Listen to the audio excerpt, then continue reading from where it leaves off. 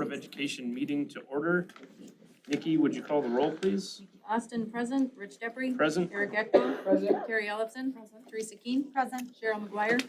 Dylan McGuire. Here. Phil Vosberg. Tim Wolf. Present. All right, we have a quorum. We are in session. I'd entertain a motion to approve the agenda for this evening. So moved. Second. A motion by Nikki and a second by Eric. By voice vote, all those in favor signify by saying aye. Aye. All those opposed, nay. Motion carries. We have an agenda for this evening. And thank you so much to our families who stuck around for the Lamp of Learning. I know that we have a couple of them that made it through our meeting of the electors. Thank you so much. We're excited that you're here, and we're really excited to honor your hard work in the school. So we're gonna start off with Abraham Lincoln and Stramy. Come on. Good. Sarah.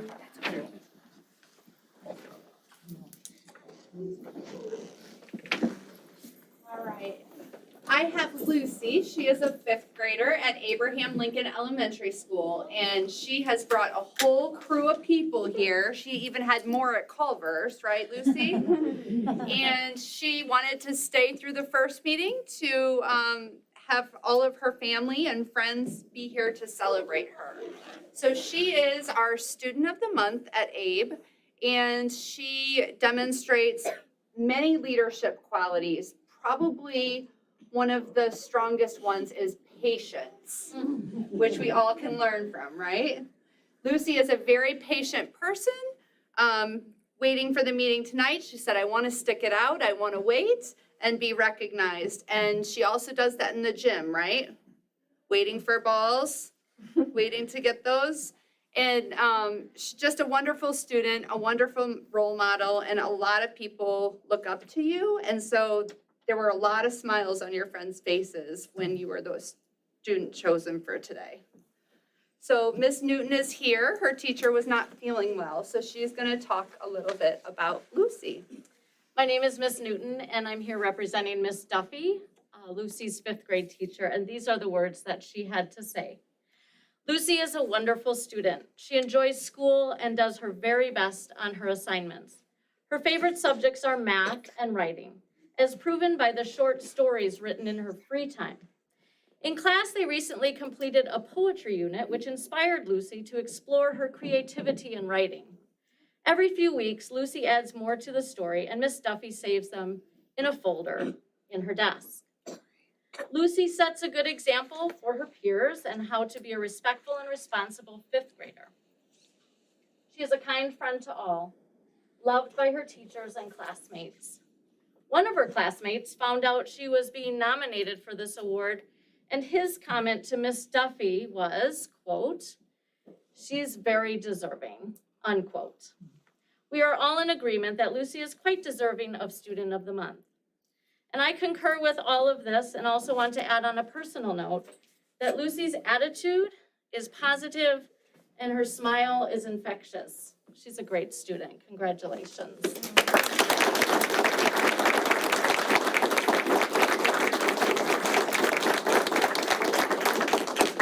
All right, Lucy. This is quite possibly the best part of my evening. I love that we get to honor you tonight. I love your shirt. This is fantastic. This is how we roll. Abe's Student of the Month. I love it. It's great to hear all those wonderful qualities that you've got and how you're really lifting up and supporting all of your fellow classmates.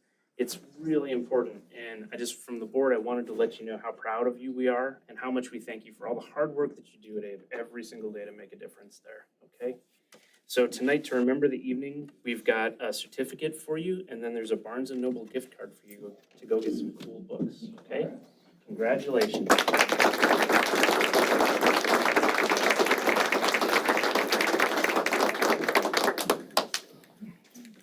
Okay, do we have North Side? No. Nope. We'll wait for January. Do we have Parkside? Next month, please. Thank you. Middle school? High school? Yes. Yes, all right. You have somebody, but I don't. My welcome retreat left name. I know that Mr. Lenz is sitting in the last part of the meeting, so I guess I'll just speak for myself. We'll bring you back. No, we're gonna do this right. Okay. This is, Mr. Lentz was here, Ms. Boshar was here, so I don't know. I think they thought maybe they left, but you deserve to be recognized. absolutely. So we're gonna do it right at the next meeting for you. Thank you. Thank you for being here.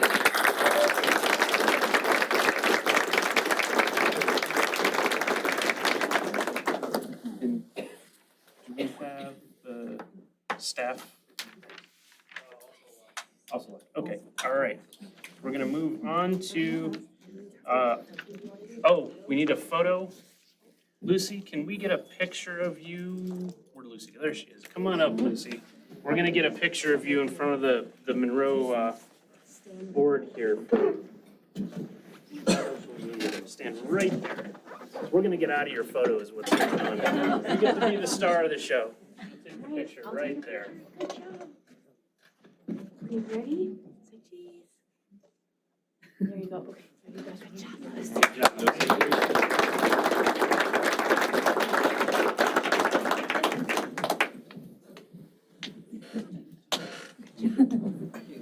Congratulations. Congratulations. Thank you. Thank you. So we'll move on to the next item on our agenda. It's the consent agenda. Do any board members wish to remove an individual item from the consent for consideration? Hearing none, read them into the record. We're approving the Board of Education minutes for November 28th, 2022. Approval of professional staff resignation, Laura Huff, Public Library Youth Services Librarian, and approval acceptance of community donations from Mary and Howard Johnson in the amount of $40 to Backpack Buddies. I'd entertain a motion. So moved. Motion by Cheryl, second by Terry. By voice vote, all those in favor signify by saying aye. Aye. All those opposed, nay. Motion carries. Next item on the agenda will be public comment. We have several people signed up for public comment.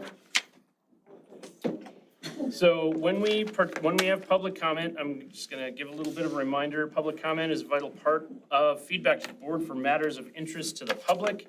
For those of you unfamiliar, you're making a statement or a speech about your opinion on a topic pertinent to the business the board conducts or within the legitimate jurisdiction of the board. Because our board meetings are a meeting held in public and not a public meeting, there would not be a dialogue with you about your comment. That means while the board may not respond directly to your comments, we will take them into consideration as those matters come before the board. Please do not infer the lack of interaction as an implicit agreement with your statement. And when you make public comment, we ask that you limit your comment to 5 minutes in duration. All of your comments must be directed towards me as the chair and none of the administrators or other board members, and that you be respectful in your comments. At any point, if it begins to become unrespectful, I may warn you and then I may cut you off completely. We understand that folks may be upset and want to come and hear their voice and make their voices heard, and we want to afford you the opportunity to do that. Okay? So is there anybody here tonight for public comment that has not already signed up, just so that I've got the full docket? Okay, one procedural thing, as soon as we get to 15 minutes, I'm gonna ask for a motion in a second to continue public comment. If we can do it for 15, then we need a motion, and then we'll continue, but just so you understand that that'll happen at 15 minutes.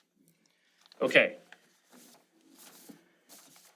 I'm gonna start on the sheet with the most names on it first. So up first, we'll have Kevin Lalick, and then on deck will be Frank Browning. When you make your public comment, go ahead and come forward up here so that you can address the board. And let me get a timer going. This is Kevin Lalick. Whenever you're ready, sir, I'll start. Very good. Thank you very much. My only comment that I want to make is I do remember a postcard that was received in the mail from the Say Yes to Monroe Schools group. And it said, vote yes for Monroe Schools to support the tax increase or the increase of an approved referendum, which will net a tax increase of only 13 cents per $1,000 of assessed value. So knowing that we all got our tax bills recently, that there was quite a bit of difference between what was communicated to us prior to the election and what has happened now. So I just wanted to make that view public, that it was a bit misleading as far as the amount of tax increase that we were going to experience because of this referendum. Okay, End of comments. Thank you. thank you, Mr. Powell. Sorry, Mr. Wells. Frank Browning, and then Nick Baker will be after Frank. I pretty much had the same comment, wondering why our taxes went up so much here. When it was, that's for sure, that low amount, so. Okay. Thank you, sir. Mr. Baker. Mr. Chairman, I'd have a couple things. It's come to my attention that the school's YouTube page has suffered an extreme loss, and I'm inquiring, I know that you're not going to answer me back, but as a member of the public, I'd like to inquire as if it was hacked or sabotaged in some way, shape, or form. My second thing is going way back to when I first started coming to school board meetings. We discussed the drug testing policy of the school board. It's come to my attention that drugs in the high schools are rampant still. It's also, I have not heard of any drug testing that is actively taking place. I will ask for a open records request on what the school paid Monroe Clinic for the drug testing that they've conducted in 2021 to 22 school year. And thank you very much. Oh, before I finish, I really want a new school. I really do. But Mr. Bob Rookby said, when you guys picked that location, it felt like I'd been stabbed. I know that Fran Donnie doesn't want to sell you his land cheap, but there's got to be a way to wrestle him over the table. Because every acre of land that he owns that you don't put a school on is going to be worth a mint when he wants to subdivide it. And he knows it, and we know it, and you just got to put him over the barrel. I mentioned eminent domain. It's one of those things that's out there. Thank you very much. Okay, thank you, Mr. Baker. Sorry, Laura Winter, you're next, and then Jeremy Wells would be after that. I appreciate your time. Thank you very much for allowing us to have a few minutes of the floor. My basic concern is, of course, the tax bill has arrived, and from a business owner as well as a property owner in town, I just want to address the issue of our costs, as well as how it's affecting residents, as well as possibly students. I would assume that majority or very large amount of our students receive some type of subsidized lunches, correct? Where there's a certain percentage. I'm assuming it's pretty high. So that would mean their parents don't make enough to be able to afford a school lunch.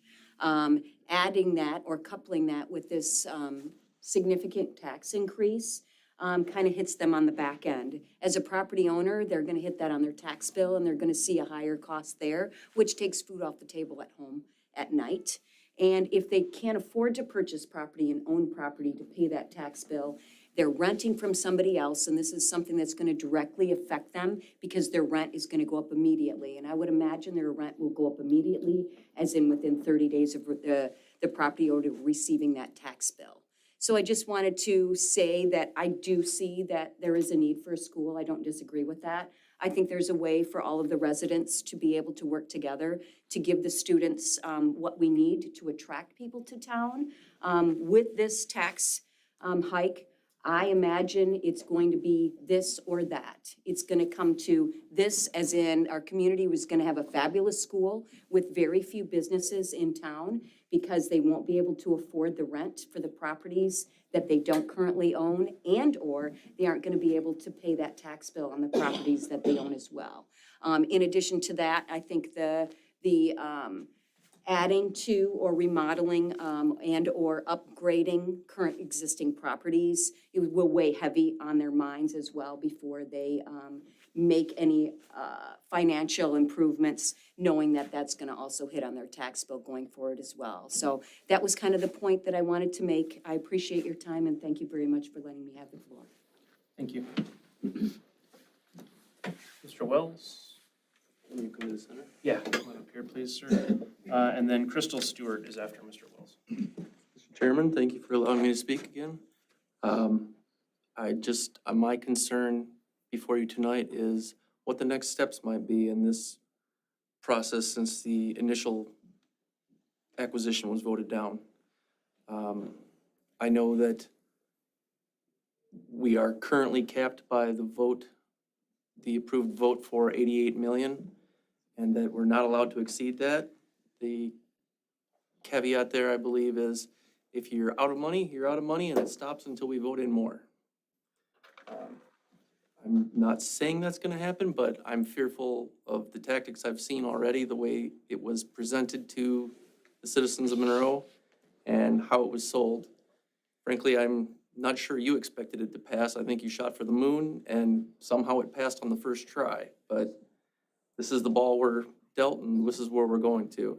I do hope that we can find a better site, something that you don't have to put that kind of money into. Even if it costs more to start with, you're gonna be ahead in the end. Thank you. Thank you, Mr. Watson. I have no additional comments. No additional comments? Okay. Thank you, Ms. Stewart. Keith Stewart?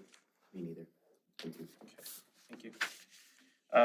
Karen Stallenwork. And then after Karen, we'll have Dale Howarth. I'd like to tell you, Mr. Dupree, you're doing a fabulous job. You were put in a contentious situation and you handled it very well. It's not always easy. I had the opportunity today to speak with Mr. Figueroa concerning taxes, because like everybody's mind went up as well. And I appreciate your time as well, because I know it was probably a very hectic day. And in regard to those tax increases, something happened at the state level that influenced our taxes. It was not the referendum. The referendum as presented to all of us, it was 13 cents on the thousand. So in looking at my assessment, and I'm going to say it's right up by 400,000, okay? So my taxes went up. They went up $632. Now, I thought, that's a 23% increase, and it's on the line that says school district, because most of your taxes go to the school system. We know that. So Mr. Rodney explained to me that what really influenced that was the statewide assessment. The state can do that. And this assessment by the state is universal across the state. It is the highest in the history of the state. My assessment by the state went up $57,000. Now, that $57,000 was not the 13 cents on the thousand. That $57,000 was the full mill rate of 9.33. So that $57,000 increase in my assessment netted me an additional $531 of the total. And it's not the school district, it is the state. Now, the question I had, Rodney, was I know the assessments were certified August 15th. They were there with the Department of Revenue in Madison, but the district didn't get the formal report of the assessment to put into their calculations until October 15th. That's the final number sufficient. Yeah, so it was like 2 weeks before the election. Now, it would not have mattered whether the referendum passed or not. If it had not passed and we would have been asked to stay with the 9.2 levy, I still would have had to pay an additional $524. That was if the referendum failed and no increase on the levy. So it was unfortunate this referendum passed, which is huge, 88 million, at a time when the assessment also was huge. And the unfortunate part, as we discussed, is people don't understand how this happened. And my concern for Rodney is he's only been here 6 months. He's thrown into this contentious situation, and he's going to be held accountable because the buck stops there. And I feel badly about that. And I would like to think that communication is the answer. That my explanation, our explanation, is somehow communicated to the masses so that they know it's not the referendum, it's the assessment. And if you don't like the way our government does assessment, vote differently at the polls, because that's the only way you're gonna make a difference. However, I do have some other thoughts. You can mitigate that increase. The first question people are gonna ask, oh my God, look at all that money. I was supposed to only give you an additional $52. I gave you an additional $531. Forever. Because that assessment's not going down. It'll never sunset. So I'm thinking, well, you got 531 instead of 52. Did you need the referendum? Couldn't some of that be put over here for that high school? Well, you can't exceed the spending limits unless you go to the people. So you would have had to do that anyway. However, this can still be mitigated by lowering the levy. Do you need all my money? Do you need all of our money? Did the levy have to go up 9.33? Or could it actually go down to 7.5, 8.0? I think it would do a world of good for this district and your community if you looked at this newfound money, which is a lot of money, and you looked at how can you mitigate it for public relations purposes, if for no other, give some of it back to the people. And through communication and a public statement explaining this and how it came about, I think you'll be saving Mr. Figueroa a lot of phone calls and a lot of headaches. People don't understand. Help them understand. Thank you.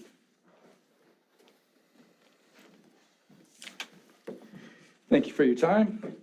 I'm just going to reiterate what she said. It would be nice. You were expecting $32 from me, and you're getting $466 from me. If you would make some kind of well-wishing back to the community, business owners that are property taxes gone up, landowners, limited income families. You've now got that excess funds in there. Diminish some of that increase. There's some bitter tastes around here. Everybody knew we needed a school, but they didn't think we maybe needed that much for a new school. I would say, show a little compassion, make some of these limited income families a little less taxing. That's my statement. That was Dale. Dale, yeah, okay. Okay, so Jonathan Rupp. Where'd Jonathan go? I think he left. Okay. Lori Brown. Jeff Brown. Robert Fleeg. And then after Mr. Fleeg, it'll be Brendan Sullivan. My name's Bob Flage. First of all, I'd like to thank all of you school board members for what you do. It's not an easy job, but somebody's got to do it.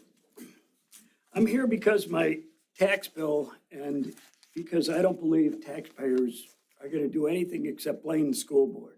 I know I do. I was promised a $13 per thousand increase and I got a $261 increase. That's 16.2 times more than the referendum promised. And your website says your figures were updated October 15th. So if you had the information, you should have changed it before the referendum, and you didn't. Your credibility is at risk. I really think it is. And that may not be your fault, but I think it's something you have to deal with. Again, thank you for your time. Thank you, Mr. Fleeg. Brendan Sullivan. Thanks for your time. I would just, thanks for all being here and listening to us tonight. I would reiterate particularly what Dale and Karen said. You know, I particularly homeschool my own kids, so the fact that I pay tax dollars to a school system that I don't even use already kind of sticks with me. But yeah, we certainly saw a much, much larger property tax increase than we were expecting. I think everyone here has reiterated the $13 per 10,000 ad nauseum, but you know, that is what it is. So as someone else had suggested, you know, some goodwill offering back to the people who fund the school board and the school system and the community at large would be appropriate. Thank you. Thank you, Mr. Sullivan. Charlene Carlson? Is Charlene here? Okay. Is anybody here that hasn't made public comment still wish to do so? Okay, that is the conclusion of public comment.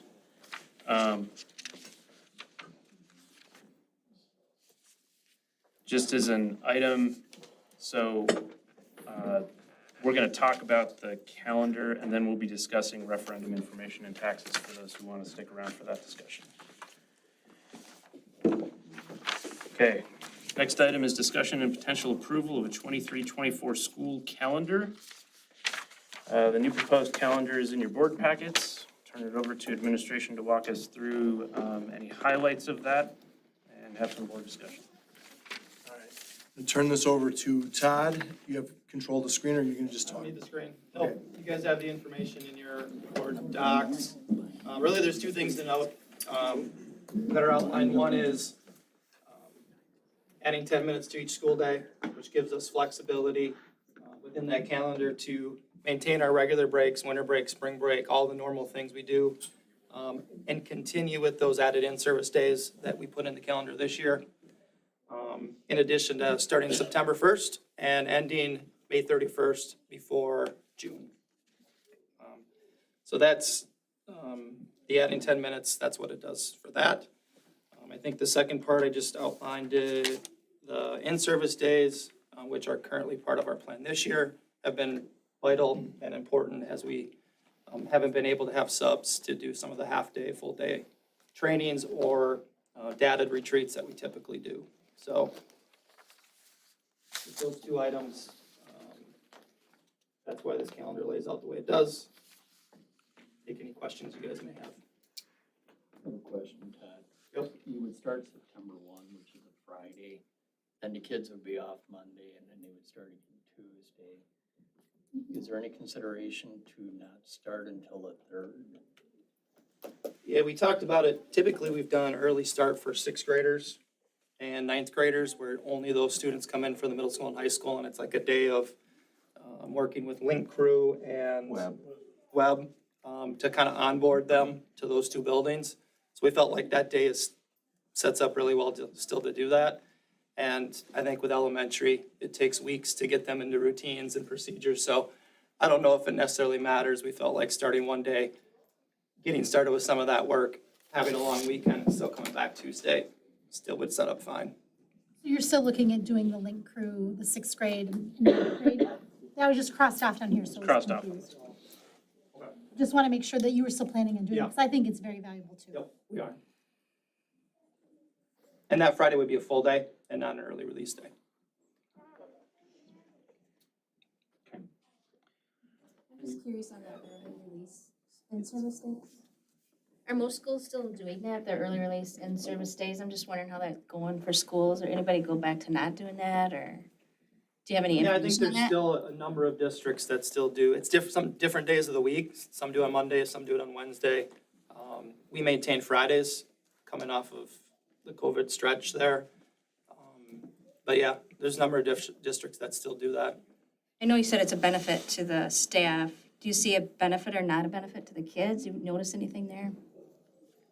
I think, Curious about the in-service days. ultimately it provides time for our staff, for PD, collaboration, to do the work they need to do to help support students when they are in our buildings. So that's where the benefits come from the student side.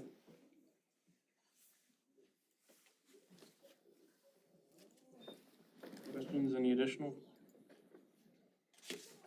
Entertain a motion to approve 23-24 school calendar, if somebody would like to make it. So moved. Good motion by Terry, second by Nikki. Additional conversation or discussion on the motion? By voice vote, all those in favor signify by saying aye. Aye. All those opposed, nay. Motion carries. Okay. Next item we have is referendum discussion. So we're going to discuss some recent progress regarding the building of the new high school. some discussions about the land. We're also going to spend some time discussing the tax impact being conveyed by, and those concerns conveyed by members of the public. So we received feedback from many people about the portion of their taxes that the school district represents on their tax invoices. But we'll start by having the administration walk us through why that is, and then we'll have some time for discussion from board members and any follow-up questions for administration. Okay? Okay. So, when we started this process, the amount for the referendum, we estimated to be about $1.99 in money. So with inflation, we were expecting an increase in property values, which we had talked about. It was in our annual meeting, we talked about that. So we were given estimates, estimates were updated, and then on October 15th, we got our final estimate. And then that estimate was the overall property value of the entire district, so every municipality in the district. So from that, then the mill rate was calculated based on what that projected amount was. Now, we are under revenue limits, so the referendum is dollars that are outside of the revenue limit. So this is, it's always more complicated than it seems, but the dollars are real, there's no mistakes. So, I don't know, Ron, if you, is there anything you? Yeah, so I mean, I think some of what was said by some of the speakers tonight, as well as by Rich, and I believe, you know, we have an example, I think, out on our website now that explains it a little bit. We were looking at $1.99 of debt service, so people who came and heard me talk about that. But we also talked about, you know, what that means for an increase to our mill rate. And I would say historically, when we've ran referendums, we've had very limited mill rates. And so what we never know is how that's going to exactly impact an individual taxpayer bill, because we don't even get to see the breakout of how it affects every municipality until later on.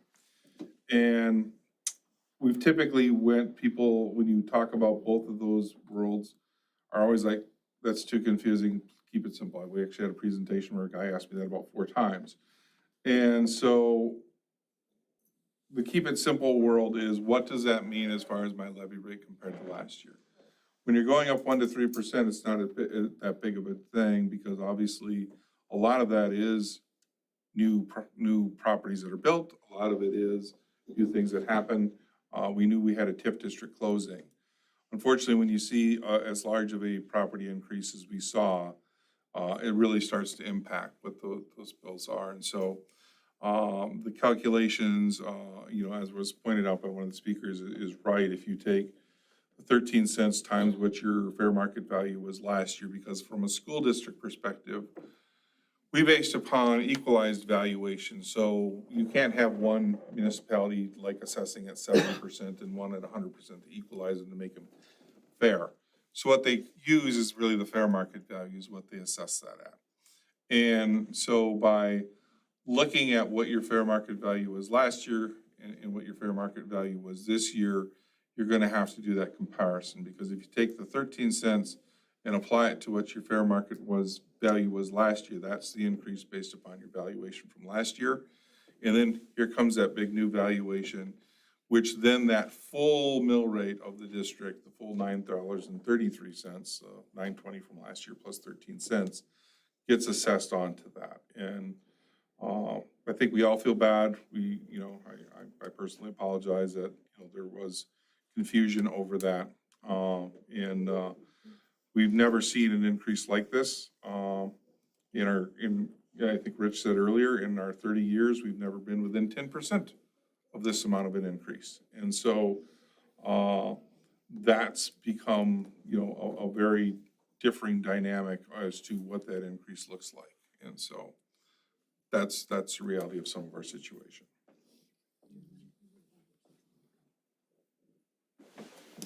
Okay. Questions from board members, discussion? Did you know this before the referendum? That there was going to be a property Increase like that? valuation. We had talked about that at the board level, yes. So what we knew was that all the properties in the district, there was some valuation going. We didn't know what the individual distribution was gonna be. Until October 15th. Not a discussion, I'm sorry, ma'am.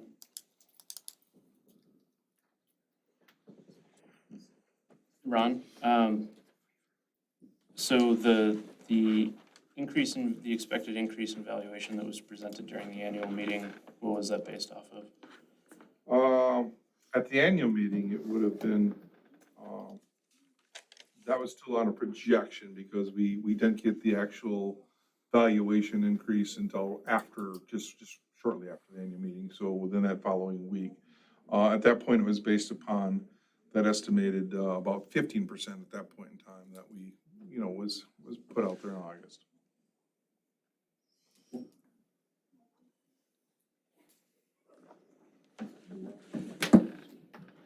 All right, so any additional questions or comments from board members? All right, so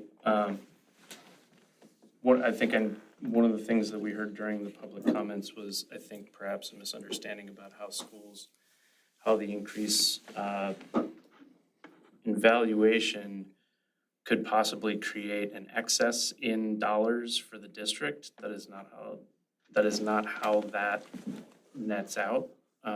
As was mentioned, we are revenue limited, and then to exceed those revenue limits, we have to go to the electors and ask for permission, which is what the referendum was. So I think a couple of speakers might have been confused and thought that we've got the proceeds from the referendum, plus we've got proceeds from an increase in valuation, and that is not the case. So to simply say that we can alter the levy and give some of that windfall back, there's no windfall to give back. The increase in funding coming into the district is tied to the referendum, and I recognize why folks are upset. It's caught us off guard, and what the district and the board presented to the public was accurate. It's $1.99 for the increase, and it was 13 cents on the mill rate. What we have never seen before, so the difference in the way that we've presented these before is that it's an accurate representation when we say the difference in the mill rate before and the difference in the mill rate after. You can extrapolate what that feels like cost is, because as Ron mentioned, over and over again, we're told taxes are hard, we don't get it. Just tell me how much this is gonna cost. So that's where that difference in the mill rate that we provided, that 13 cents was. Now, in the past, over the last 6 years where we've run referendums and had the support of the community that we're very grateful for, that valuation increase has been 1% to 3%. So that difference in mill rate created a very small increase in property in impact to the taxpayers.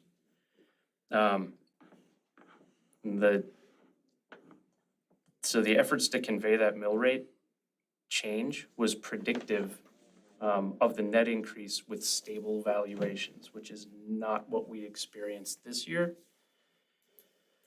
Those valuations, which are defined by the state. So the district isn't able to provide person by person net increases. But using that mill rate has generally been a pretty close predictor. So we can say if the mill rate increased by 13 cents, it's a fair predictor to say that it'll be $13 per thousand that's the increase. So again, what was different this time is that this time we experienced a historic increase in valuation. It was 18% for all of the municipalities that make up the school district of Monroe. In the city of Monroe, it was 19%. Across all those municipalities, it varied from 11 to 19. So depending on which municipality you're in, your increase is actually different because your valuation was different, and the amount of that full mill rate that Ron mentioned, that 933, differs for every property owner in every municipality. So that means you're gonna have folks that are above it and below it. And again, this is the single largest increase we've seen in 30 years. In fact, it's 2 to 3 times larger than any other increase we've seen in the last 30 years, the fair market valuation increase. So, and that valuation is outside of our control, it's outside of our authority, and it's outside of our ability to influence. And the reason I say that is because it had been suggested that the district controlled the valuation, and we dialed up the valuation so we could make the mill rate look lower, and that is not the case. We have no control over that valuation. People are upset, understandably so, and you're making very certain that your voices are heard. But this is not what we expected, and the need is still there. He said you knew since August, and that you published it on October 15th. Hang on, there's no comments or Why don't you dialogue. answer it, though? Rich, Instead I'd of like to know, talking about all of that. Hang on a second. When was that found out? When was what found out? The new rate? When was the fair market 18%? value thing, yeah. Yep, so when was the that found out? 18% locked in? It was after the Second board meeting in October. second board meeting in October.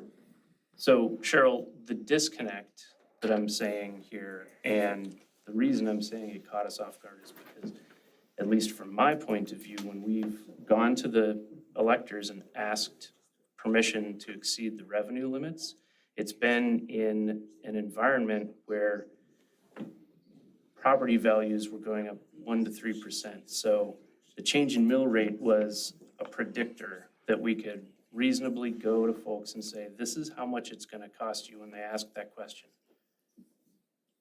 This is not what happened this time, But you still knew. You just said that.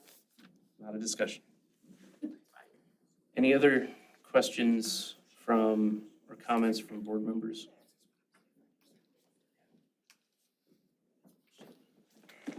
Why didn't we bring that forth? I'm sorry, Why wasn't that brought forth then? why wasn't? The transparency of that? Thank you. The transparency of Can you that. be specific about the question? About the fair market value when you knew that in October 15th, was it? Why wasn't that? Again, the drastic increase to fair market value having an impact beyond what the difference in mill rate was, but it was a miss.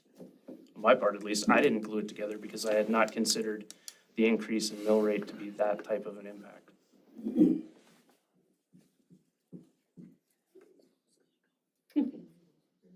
Yeah. Any other questions or discussion from board members? So just so I'm clear, because this is, I know, messy. If the referendum hadn't passed, people would still be seeing these fair market valuations and their taxes would still be going up a lot, correct? Or not? No, and I'll pass that over to Ron to explain, but if we're revenue limited, the mill rate goes down from dollars. gone down. Their line that said School District of Monroe would have remained flat. Maybe a small increase, maybe a small decrease. The mill rate would go down, the valuations would go up because we didn't have the authority to levy beyond what we did the previous year. So, Ron, go ahead. Now I'm really. Yeah, so that was actually, the board acted on that in the second meeting in October. When we got the final numbers, there was 2 levies. There was one, should the referendum pass, and one should the referendum fail. And would have been a lower levy rate, if the referendum didn't pass, because obviously the referendum cost is built into the levy rate. But still, if they saw a fair market increase of 40 grand or 50 grand, it would still be times the current mill rate, which would have been lower, yes, but still there would have been an increase in taxes, right?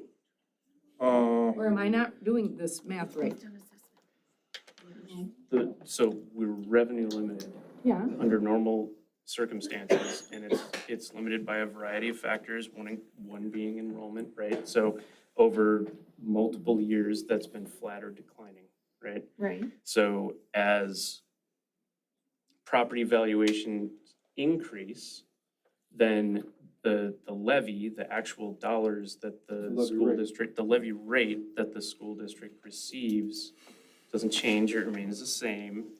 But when you multiply your value against that mill rate, you would end up at a number that's close to the same. That's why if we're taking in this much money, right, we're levying this much money, this is a ratio, or it's a multiple of your valuation. If your valuation goes up, but we're not allowed to increase money, that ratio drops. That's why if it hadn't passed, the mill rate would have been 720. Something, yeah. But the line on your taxes, because $7.20 per thousand against the new valuation would have netted out to close to what the tax bill was the previous year. Does that help? It's hard, I know, it's really confusing. What about the elderly that live on a fixed income? They don't care. Any other questions or discussion from board members?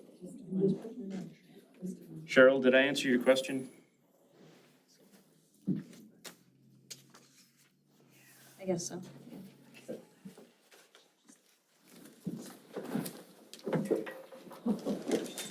All right. Any other comments from administration before we move on?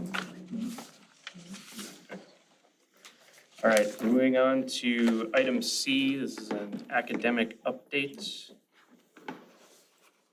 Turn it over to administration to walk us through the academic update. Me again. Is that you, Todd? Yep, just a couple quick updates wanted to share. Controlling it. Just go to the next slide. You guys have heard us talk a lot about Mastery Connect and the work we're doing with our PLC work, so I thought I'd show a little bit of data at the end of first try of classroom level data that teachers are collecting and where our proficiency levels are at related to ELA and math. Can we pause just a second? Sure. Okay. Yep, we'll pause for folks to leave if they'd like to leave. Thanks, Todd, sorry.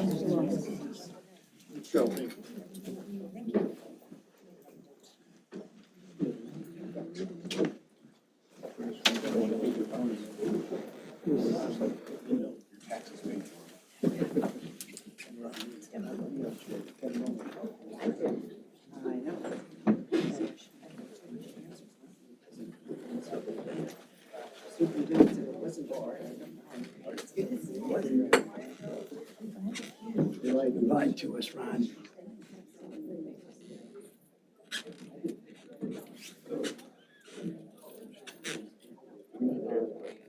Can we ask questions later or not? Are we allowed to ask questions or not? Not during the course of the meeting. Afterwards? 'Cause I'd like to ask Ron, like, I have an email chain showing that he due in August. What was going on? Go ahead, Todd. Also, you can't tax the assessed value or fair market value, it's assessed value, that's it.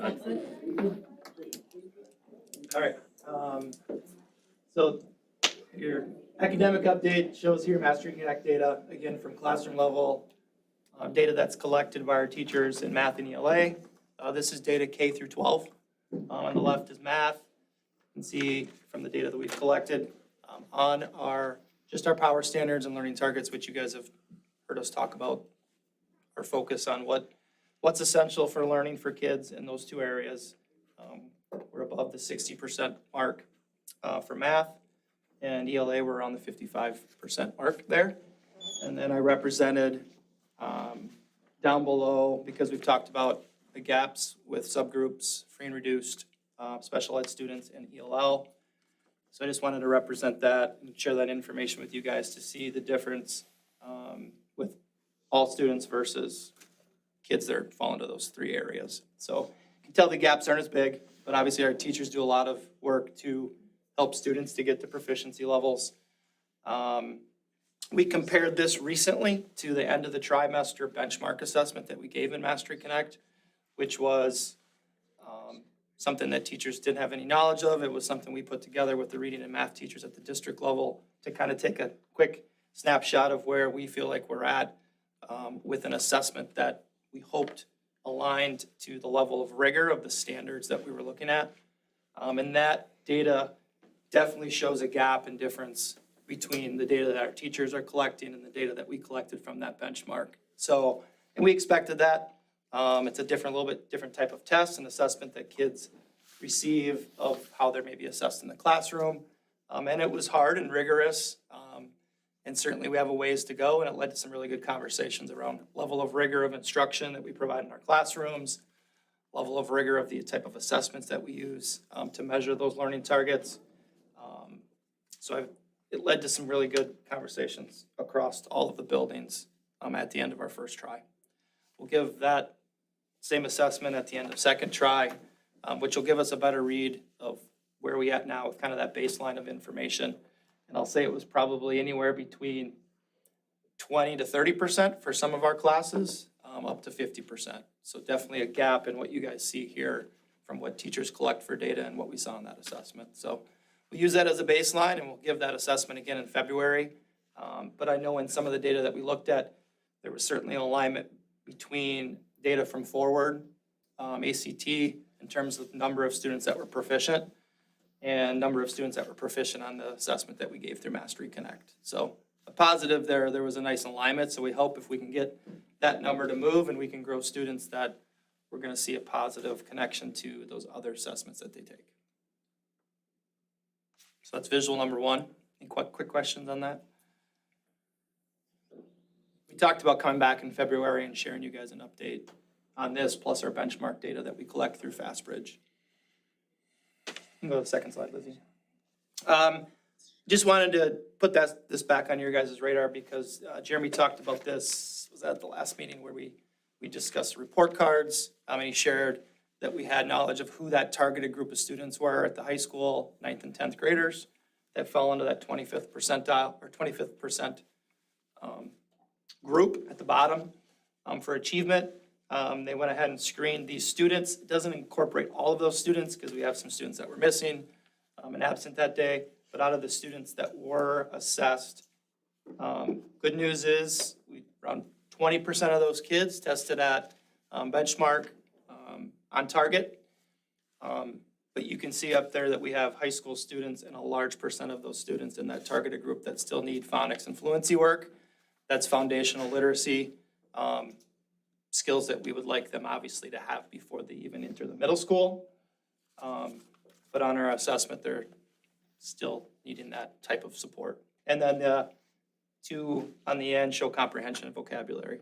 And those are things we feel like we can address within our core classrooms. Our English teachers aren't reading specialists, so getting into some of the phonics work and the foundational skill work is something that's certainly going to challenge us. And I know we talked about having a reading interventionist at the high school moving forward. That would be a key role to address and help address those skills that those kids lack. But just wanted to give you guys a quick update of what that data looks like. High school is going to be having more conversations here this week on how they're going to use this information with their teachers and how they're going to start addressing some of these things that they can get to in their classes. Todd, what does on target mean?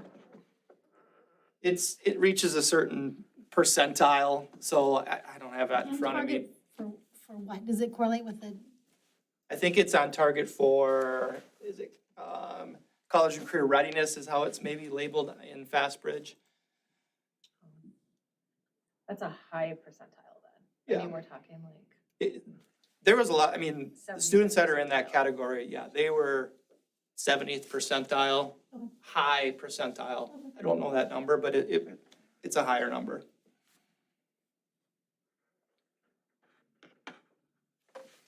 Any other questions? This FastBridge, this screening is only for high school currently? Do you have this at? Typically use it for K-8. We decided to use it with our 9th and 10th graders to see what additional information we could gather as a screener.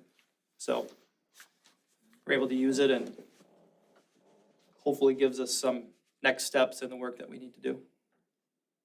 But yeah, we don't typically give it to our upper level students. We stopped giving it in 8th grade.